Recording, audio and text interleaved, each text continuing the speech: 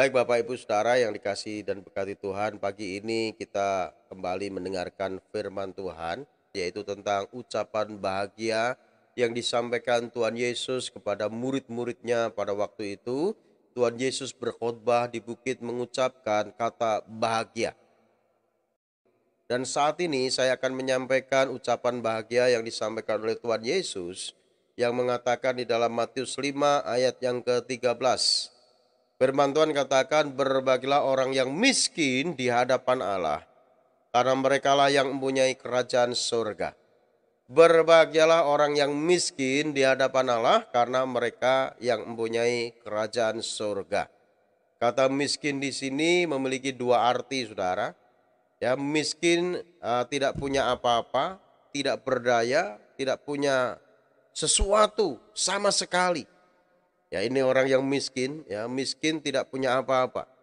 Lalu yang kedua, arti miskin di sini ya selalu berkekurangan. Dan itulah orang yang miskin. Namun yang dimaksud Yesus di sini adalah orang yang tidak memiliki apa-apa, tidak memiliki segala sesuatu ya untuk dimakan, untuk diminum, untuk dipakai. Jadi orang yang miskin ini kalau tidak ditolong, dia akan mati, Saudara. Itu yang dimaksud oleh Tuhan Yesus. Dan miskin di sini yang dimaksud Tuhan Yesus adalah miskin secara rohani, bukan miskin secara jasmani. Jadi berbahagialah orang yang miskin di hadapan Allah, yang dimaksud Tuhan Yesus adalah miskin secara rohani, bukan miskin secara jasmani, saudara. Artinya ya saudara boleh saja memiliki kekayaan, ya, memiliki harta dan sebagainya boleh saja. Itu tidak dilarang oleh Tuhan. Namun jangan sampai harta kekayaan yang saudara punya itu, saudaraku, membuat saudara merasa hebat, membuat saudara merasa bisa melakukan segala sesuatu. Dan ini bukan miskin artinya, ya, bukan miskin. Nah, miskin di hadapan Allah itu bukan berarti miskin secara materi, bukan miskin secara jasmani. Miskin di sini miskin secara rohani. Artinya apa? Orang ini ya membutuhkan Tuhan. Tanpa Tuhan, dia tidak bisa lakukan apa-apa. Dan itulah orang yang merasa miskin di hadapan Allah. Siapapun kita, ya, kalau kita merasa kita miskin di hadapan Allah, maka Tuhan akan memberikan pertolongan bagi kita, saudara. Jadi berbahagialah orang yang miskin di hadapan Allah, karena merekalah yang mempunyai kerajaan surga. Karena apa? Karena merasa bahwa dirinya tidak mampu menyelamatkan diri. Dirinya tidak mampu menyelamatkan dari penghukuman kekal. Dirinya perlu Tuhan yang menyelamatkan dalam kehidupannya. Perlu kasih karunia Tuhan. Dan itulah orang yang miskin di hadapan Allah.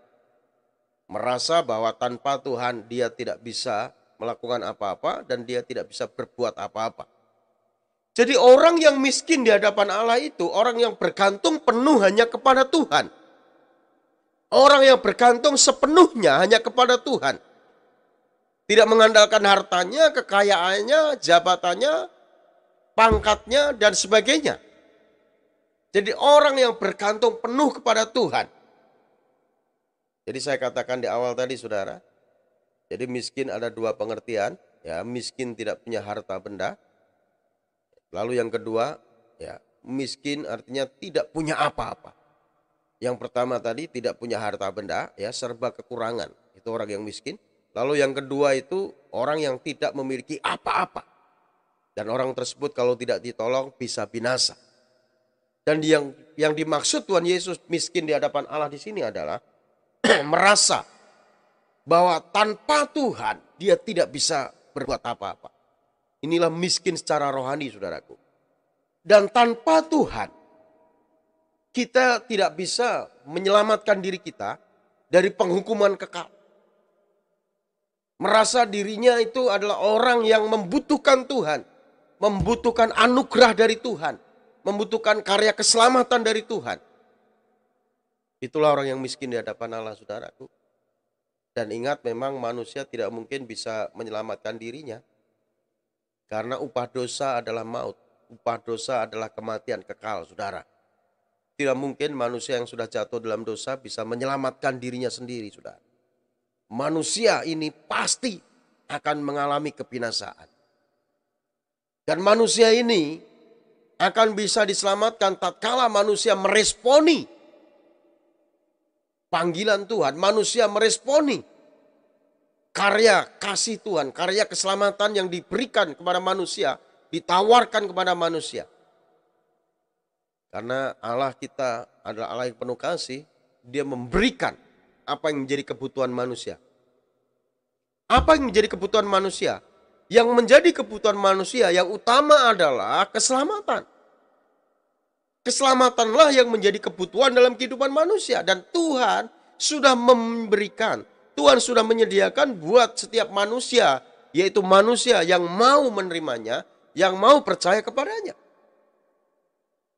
Yohanes 3:16 katakan, karena begitu besar kasih Allah akan dunia ini, sehingga Ia telah mengaruniakan anaknya yang tunggal, supaya setiap orang yang percaya kepadanya tidaklah binasa, melainkan memperoleh hidup yang kekal. Saudara yang dikasihi Tuhan, Tuhan kita sudah menyediakan apa yang menjadi kebutuhan manusia. Tentunya manusia yang merasa dirinya butuh Tuhan. Manusia yang saya katakan tadi, seperti yang Tuhan katakan, miskin di hadapan Allah. Yang membutuhkan Tuhan, menolong dalam kehidupannya. Maka manusia ini akan mengalami kebaikan Tuhan, akan menerima keselamatan dari Tuhan, akan menerima kehidupan kekal dalam kerajaan surga. Makanya Tuhan katakan, berbahagialah orang yang miskin di hadapan Allah, karena mereka lah yang mempunyai kerajaan surga. Dan surga itu ditawarkan oleh Tuhan bagi setiap orang yang meresponinya. Itu pasti, bukan mudah-mudahan, bukan insya Allah, tapi ya dan amin. Tapi kita harus menyadari, saudara, bahwa kita ini membutuhkan Tuhan dan kita mau membuka hati menerima Yesus sebagai Tuhan dan Juru Selamat kita. Maka kita yang akan mempunyai kerajaan surga, seperti yang Tuhan Yesus katakan, berbahagialah orang yang miskin di hadapan Allah, karena merekalah yang mempunyai kerajaan surga. Saudaraku yang dikasihi Tuhan, mari bila setiap kita menyadari bahwa kita ini manusia biasa, manusia yang lemah, manusia yang perlu pertolongan Tuhan, perlu campur tangan Tuhan dalam kehidupan kita, khususnya dari penghukuman kekal, saudara, kita membutuhkan Tuhan. Dan kalau kita miskin di hadapan Allah, hidup kita akan berbahagia.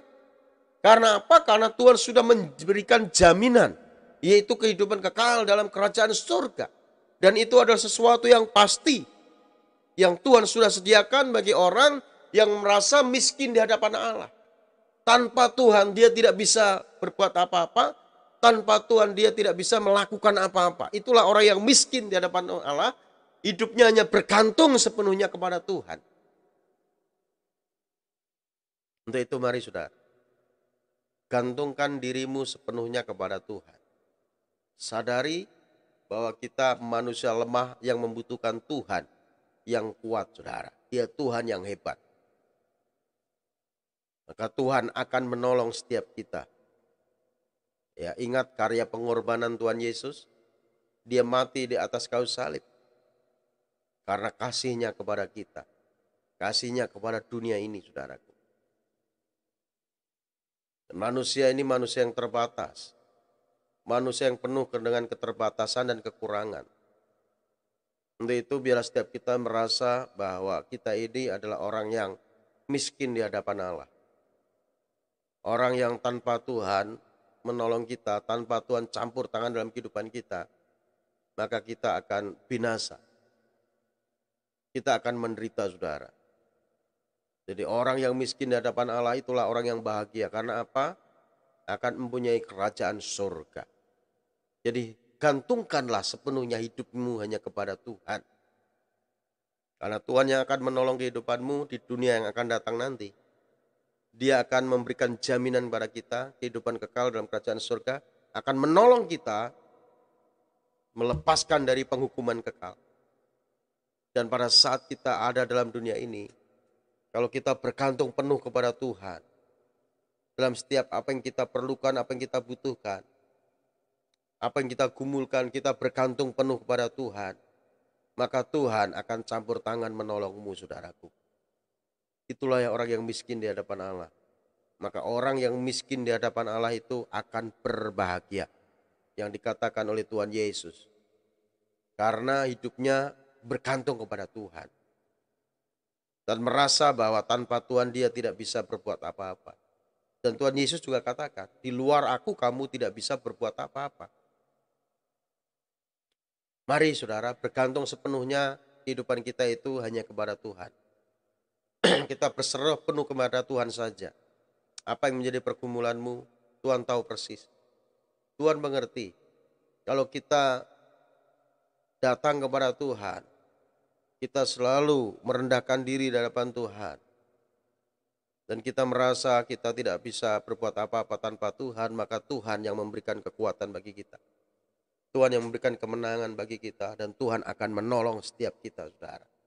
Untuk itu saya mengajak setiap pagi, mari setiap pagi kita menyembah Tuhan.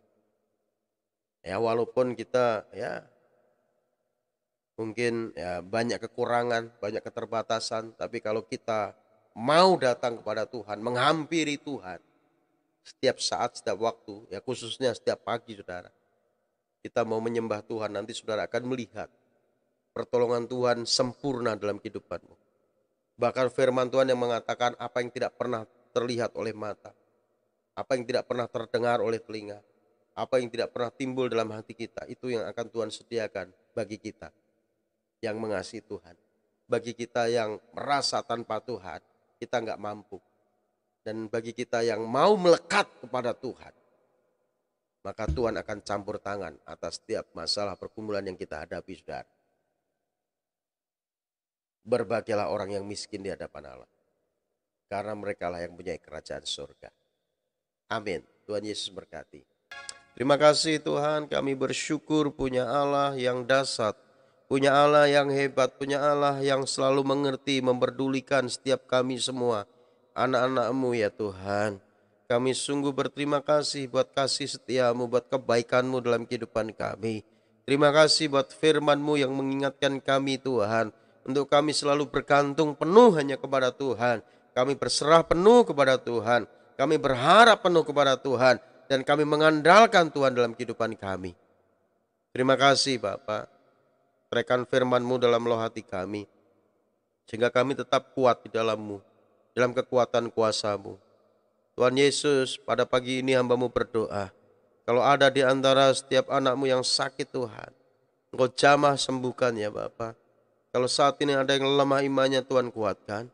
Kalau ada yang terikat dengan dosa, Tuhan lepaskan.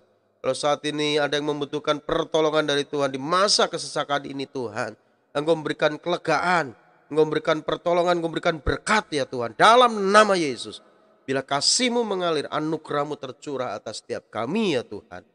Terima kasih Bapa. Dan sebentar kami akan berpisah dari room ini ya Tuhan. Sebelum kami tinggalkan room ini, kami merindukan Engkau memberkati kami semua dengan berkat-berkat-Mu, yaitu dengan berkat yang terbaik. Mari kasih Tuhan permata hati Tuhan, arahkan hatimu untuk kita menerima berkat yang terbaik dari Tuhan. Bila Tuhan Yesus memberkati rumah tanggamu, Tuhan Yesus memberkati kesehatanmu, Tuhan Yesus memberkati usaha dan pekerjaanmu, Tuhan Yesus memberkati studimu, Tuhan Yesus memberkati pelayananmu. Biarlah apa yang kau rencanakan, kau usahakan akan selalu Tuhan Yesus buat berhasil. Sehingga nama Tuhan terus dipermuliakan melalui hidupmu. Terimalah anugerah berkat yang berlimpah-limpah dari Allah Bapa kita di surga. Cinta kasih sayang daripada Tuhan kita Yesus Kristus, oleh persekutuannya dengan kuat kuasa Roh Kudus menyertai kita sekalian. Mulai saat ini, besok hingga Yesus menjemput kita, masuk dalam kehidupan kekal sampai selama-lamanya. Setiap kita yang sudah diberkati Tuhan dan yang percaya sama-sama katakan amin, amin. Puji Tuhan. Renungkan firman-Mu siang dan malam, ku pegang berita-Mu dan ku lakukan. Engkau tahu ya Tuhan, tujuan